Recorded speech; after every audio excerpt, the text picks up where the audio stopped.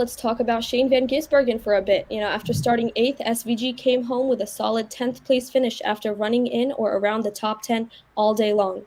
However, he was never really a contender for the race win the same way he was at Chicago. So, Alex, starting with you, given that this wasn't a completely new track like Chicago, was this about where you expected SVG to finish in today's race?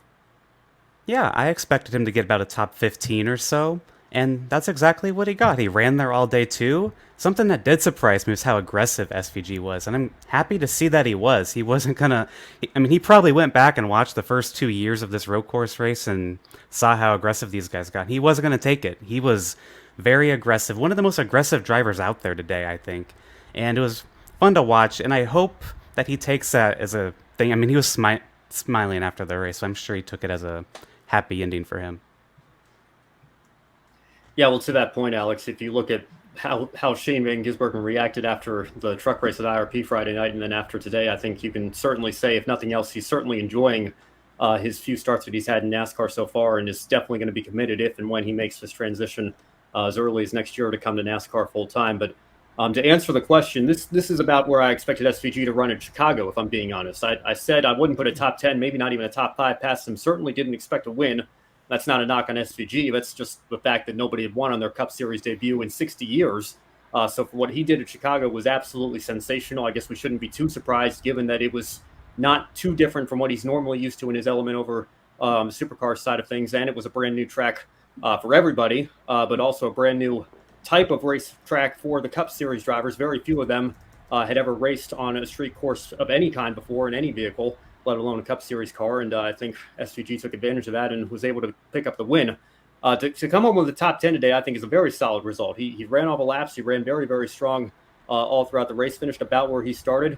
Got used to the beating and banging a little bit more than Chicago, I suppose, with being up front, obviously, and having to fight for position a little bit. I know he mentioned he had a spirited battle with the 48 of Alex Bowman throughout the race as well. So, like I said, this is about where I expected SVG to end up at Chicago.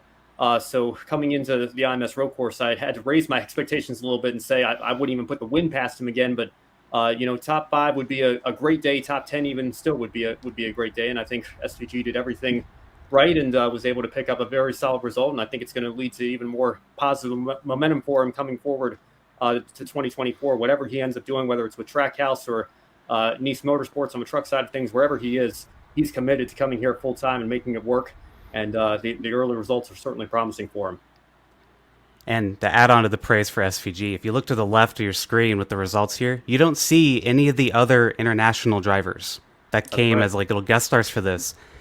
SVG finished 10th. The others finished outside of the top 20. The next best was Brody Kostecki, finished 22nd. And I think that's very commendable of SVG because this is still very new to him, just as it is for these other guys. I mean, Kamui Kobayashi finished 33rd. And I expected him to run like top 20, but he didn't. And that's not a knock on him by any means. But I really think that just shows how good Shane van Gisbergen is.